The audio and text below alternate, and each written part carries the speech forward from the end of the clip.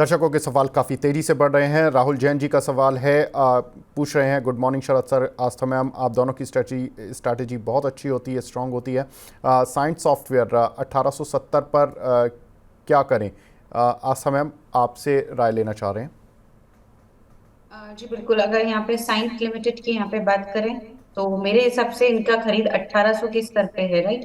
तो जी ये अभी चार्ट्स तो इतने यहाँ पे मजबूत नहीं है, थोड़ा सा इन्हें पेशेंटली होल्ड करना पड़ेगा। ऊपर में मेरे को लगता है कि एक बार कोशिश कर सकता है ये काउंटर 1900 तक जाने की, 1850 से 1900 के बीच में जाने की कोशिश कर सकता है। अगर रिस्क ले सकते हैं तो होल्ड करने की सलाह है। रिस्क इसीलिए बोल रही हूँ क्योंकि मार्केट्स खराब है और नहीं ले सकते तो थोड़ा सा पोजीशन में आप चाहें तो मुनाफा भी वसूल करें, तो पार्शियली प्रॉफिट बुक करें, क्योंकि बहुत बड़ा प्रॉफिट तो नहीं है, फिर भी जो मिल रहा है इस मार्केट में वो अच्छा ही है। पार्शियली बुक करें और पार्शियली वो पोजीशन को होल्ड करें स्टॉप लॉस के साथ, जो कि तकरीबन 1690 के स्तर पे आता है। 1690 के स्टॉप लॉस होल्ड करने की सलाह रहेगी पार्शियल क्वांटिटी को। जी, रोशन जहां जी का सवाल है, शरद सर टाइटन पर 3650 के प्राइस के इन्होंने कुछ शेयर लिए हुए हैं और कितना नीचे जाएगा पूछ रहे हैं। जी तो देखिए जी तो देखिए रिजल्ट वगैरह सब ठीक है, लेकिन यहाँ पर टाइटन के आप अंदर देखेंगे तो 3400 के नीचे 3400 पे एक सप्लाई जोन आ गया, पिछले 2 सप्ताह में सस्टेन नहीं कर पाया स्टॉक। तो अब क्या है, स्टॉक जाएगा करीब 3072 3100 उस जोन के पास जाएगा।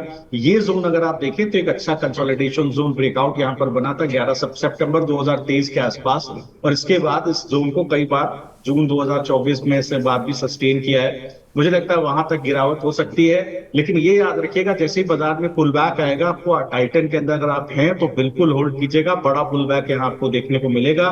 सप्लाई जोन 3400 का है, तो एक जो पुल बैक आएगा अगर आप 3100 के आसपास कंसोलिडेट करके, तो 3400 तक तो पहले आएगा। अगला बुलिशनेस तभी बनेगा जब वो 3400 के शॉर्ट्स को काटेगा, फिर ऊपर की तरफ आप व्यू लीजिएगा। प्रदीप जी का सवाल है रिट्स के बारे में, मैम इस पर आपकी राय। जी बिल्कुल, एक सेकंड वापस से दोहराएंगे प्रश्न। मैम RITES रिट्स राइट्स वाला शेयर है इनके पास, राइट। इन्होंने प्राइस नहीं लिखा है, लेकिन आपकी राय जानना जी चाहते हैं ये। जी बिल्कुल, राइट्स लिमिटेड की बात करें तो व्यू अभी तो यहाँ पे वीक है, मेरे हिसाब से ये और ज्यादा वीकनेस दिखा सकता है। और इसमें अगर लॉन्ग टर्म में बने रह सकते हैं तो होल्ड करेंगे 230 के स्टॉप लॉस के साथ, लेकिन व्यू नेगेटिव ही रहेगा। जी, श्रवण यादव जी का सवाल है जियो फाइनेंशियल के बारे में थोड़ा बता दीजिए। 330 के सर इन्होंने कुछ शेयर लिए हुए हैं, शरद सर क्या करें? तो देखिए जी तो देखिए जियो के नंबर अच्छे आए थे रिलायंस में, लेकिन इसके बावजूद रिलायंस के रिजल्ट में, लेकिन इसके अदरवाइज भी देखिए जियो फाइनेंशियल में मुझे लगता है कि देखिए सर यहाँ पर बिल्कुल 307 का जो 307 का जो एक सपोर्ट है वो बहुत क्रुशियल है, ये नहीं टूटना चाहिए। अगर ये सपोर्ट जियो फाइनेंशियल का टूटता हुआ दिखाई देगा तो एक समस्या आ सकती है। मुझे लगता है 322 के ऊपर अगर स्टॉक कहीं सस्टेन करेगा तभी इसके अंदर बुलिशनेस आएगी। अभी ये बिल्कुल सपोर्ट जोन के ऊपर ट्रेड कर रहा है, 300 305 310 उसी जोन में। अगर ये जोन टूट जाता है तो जो आपका एक ब्रेकआउट बना था फरवरी 2024 में 273, वहां तक की गिरावट दिखाई दे सकती है। बुलिशनेस तभी आएगी जब 325 के ऊपर चलना शुरू करेगा। जी, एक हमारे दर्शक हैं राजन पांडे जी, गेल इंडिया पर पूछ रहे हैं, 230 रुपये के लिए हुए हैं। शरद सर ने ही दिया था सर, 208 रुपये आ गया शरद सर, अब क्या करें? निकलना चाहिए या 3 से 5 साल का व्यू है, रख सकते हैं क्या? तो देखिए क्या किया जाए, जो देखिए गेल को लेकर के अब क्या किया जाए इस वक्त जो दिक्कत है जिस तरह से, बिल्कुल सही बात है। ये बेसिकली जो अगर अगर आप देखेंगे तो जो इन्होंने जो बेसिकली एपीएम गैस को लेकर के जो गाइडलाइंस दी हैं उसका असर इनके इनके ऊपर भी देखने को मिल रहा है। मुझे लगता है कि गेल के अंदर एक जो गिरावट है, एक क्रिटिकल सपोर्ट टूटता हुआ दिख रहा है, वो 208 210 का जोन था जिसका कि सपोर्ट अब स्टॉक ने तोड़ा है। तो अब ये जाएगा कहाँ? ये 185 तक गिरावट कर सकता है। अगर आप बहुत लंबी अवधि के लिए तो बिल्कुल बने रहिए, लेकिन 185 तक एक गिरावट इसके अंदर बिल्कुल पॉसिबल है। सस्टेन तभी करेगा जब 210 के ऊपर दोबारा जाएगा, तो अब इसके बाद एक बार स्टॉक सस्टेन करेगा, एक बुल बैक आपको 240 250 तक देखने को मिल सकता है। बट ओवरऑल सेक्टर के ऊपर थोड़ा सा चीजें नेगेटिव होती हुई दिख रही है। एक कॉलर हमारे साथ जुड़े हैं, अवधेश जी फोन लाइन पर। अवधेश जी गुड मॉर्निंग सर, पूछिए अपना सवाल। गुड मॉर्निंग सर, बढ़िया एकदम मस्त है। बस एक दिक्कत है, जोमेटो ले रखा है हमने और काफी लॉस में है। जी अभी कितने होल्ड प्राइस का करना लिया है हुआ है? कि वैसे हमने डिस्कस कर लिया था सर, लेकिन अब आपने कॉल कर लिया तो पूछ लेता हूँ मैं दोबारा, कितने प्राइस का लिया हुआ है सर? सर जोमेटो ले रखा है हमने 50 से 282 के रेट से। 282 के रेट के, ठीक है। पूछ लेते हैं आस्था मैम, इनके लिए क्या राय रहेगी जोमेटो पर? देखिए राय तो अभी तो देखिए सारे चार्ट्स वीक हैं, तो ये भी वीक रहेगा। थोड़ा पेशेंस रखिए सर, क्योंकि ये थोड़ा और गिर सकता है, लेकिन मुझे नहीं लगता कि बहुत बड़ी गिरावट अब देखने को मिलेगी। आप होल्ड करिए, वापस से आपके प्राइसेस देखने को मिल सकती हैं आती हुई, समय लग सकता है, लेकिन लॉस बुक करने के बजाय हम होल्ड करेंगे, क्योंकि काउंटर भी फंडामेंटली स्ट्रॉन्ग है, नतीजे बेहद शानदार आ रहे हैं, तो होल्ड ही मैं करने की यहाँ पे सलाह दूंगी स्टॉप लॉस के साथ, जो कि 220 के स्तर पे आता है। 220 के स्टॉप लॉस के साथ अभी जोमेटो में बने रहें, लेकिन पेशेंस रखना पड़ेगा। कम से कम 3 से 4 महीने की समय सीमा को ध्यान में रखते हुए होल्ड करना है 285 290 के पहले टारगेट्स के। जी, वसवार पार्था जी का सवाल है वेदांता पर। सर इन्होंने शरद सर लिए हुए हैं, क्या करना चाहिए वेदांता पर इनको?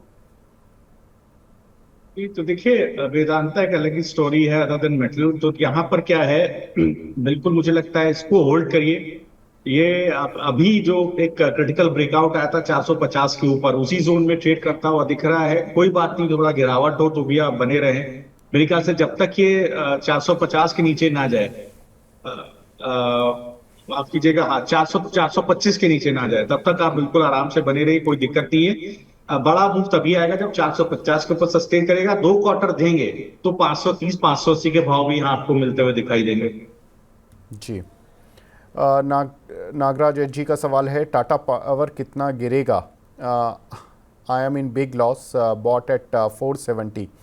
और अदानी विल्मर इन्होंने 336 पर बाय किए हैं। कल ही रिजल्ट्स आए थे, अदानी विल्मर के रिजल्ट्स तो अच्छे आए थे, काउंटर चला भी था, 340-42 तक आ गया था, लेकिन शायद अच्छे नतीजे पढ़ के इन्होंने सोचा होगा कि और तेज चलेगा, लेकिन मार्केट का सेंटीमेंट आज वीक हो गया। आस्था मैडम क्या करें? अदानी विल्मर पर नतीजे अच्छे आने के बाद काउंटर रिएक्ट भी किया, लेकिन चल नहीं पा रहा। जी बिल्कुल, अदानी विल्मर की अगर हम यहाँ पे बात करें तो ये काउंटर में अभी मुझे लगता है जिस तरह की चार्ट्स की पोजीशन बनी हुई है, वीकनेस और ज्यादा गहरा सकती है। नीचे में एक बार हो सकता है कि ये 285 290 तक के जोन तक भी आ जाए, तो अभी इसमें वीकनेस है, तो मैं अभी तो होल्ड करने की ही सलाह दूंगी इस काउंटर के अंदर। तो लॉन्ग टर्म के लिए होल्ड करें, लेकिन वीकनेस और ज्यादा आ सकती है, उसका बिल्कुल ध्यान रखें। लॉन्ग टर्म के लिए तो यहाँ पे जो बड़ा स्टॉप लॉस आ रहा है वो तो तकरीबन 200 माना जाए तो बड़ा है स्टॉप लॉस। मेरे को लग रहा है कि 250 तक का रखेंगे तो बेटर रहेगा। जी, देव मंडल जी हमारे साथ जुड़ चुके हैं। मंडल साहब गुड मॉर्निंग सर, पूछिए अपना सवाल। गुड मॉर्निंग सर, मेरा सवाल सर शरद मिश्रा जी से है। मैं उनका बहुत बड़ा फैन हूँ।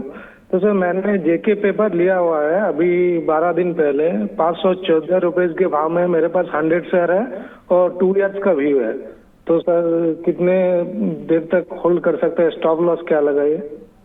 जी जी, तो देखिए बिल्कुल, अगर आपने जेके पेपर लिया हुआ है तो देखिए यहाँ पर जो स्टॉक के अंदर एक ब्रेकडाउन आया 470 का जोन का, तो इसका सपोर्ट बनता है 448, जहां इस जोन में ट्रेड कर रहा है। तो आप एक स्टॉप लॉस रखिए 430 के आसपास। 430 इसका rising 50 week exponential moving average भी है, यहाँ पर प्लेस्ड है। जैसे ये 450 के ऊपर निकल जाए तो आप फिर बुलिश हो जाइए, फिर ये धीरे धीरे आपको ऊपर की तरफ चलता हुआ दिखाई देगा। बड़ा मूव तभी आएगा जब 480 के ऊपर दोबारा चलेगा, तो इस कंडीशन में आपको 515 540 के भाव आते हुए दिखाई देंगे। जी, कार्तिक आहूजा जी का सवाल है BHEL पर। मैम 272 रुपए के खरीदे हुए हैं, अब क्या ओपिनियन है आपकी? 272 की कॉस्ट प्राइस है। अभी तो BHEL में जिस तरह का मोमेंटम बना हुआ है, चार्ट्स वीकी लग रहे हैं। अभी नेक्स्ट सपोर्ट 197 के लेवल पे आता है। बड़ा लॉस होगा अगर अभी निकलेंगे। लॉन्ग टर्म के लिए होल्ड करिए सर। देखिए मार्केट्स खराब है और हो सकता है आने वाले 2-3 महीने भी थोड़ा सा वॉलेटाइल रहे, लेकिन यहाँ समय सीमा अगर आप 6 महीना मानेंगे तो वापस से रिटर्न मिलेंगे, क्योंकि ऐसे काउंटर्स लॉन्ग टर्म में रिटर्न देके ही जाते हैं। तो अब जिनकी जो भी समय सीमा है वो उसको लॉन्ग टर्म या मीडियम टर्म में कन्वर्ट कर ले। शॉर्ट टर्म में अभी कोई बड़े गेन्स देखने को नहीं मिलेंगे। लॉन्ग टर्म के लिए होल्ड करने की सलाह है। स्टॉप लॉस मैं दे रही हूँ, वो तकरीबन अभी तो जो आ रहा है वो 190 के लेवल पे आ रहा है। जी, सुशांत तिवारी जी का सवाल है, DCW में फ्रेश एंट्री ले सकते हैं क्या शरद सर? ये शेयर करना, अच्छा DCW, ओके। जी। देखिए ऐसा है कि ये यहाँ पर है कि पिछले 4-5 सप्ताह में कंसोलिडेशन होने के बाद एक ब्रेकडाउन मिला है।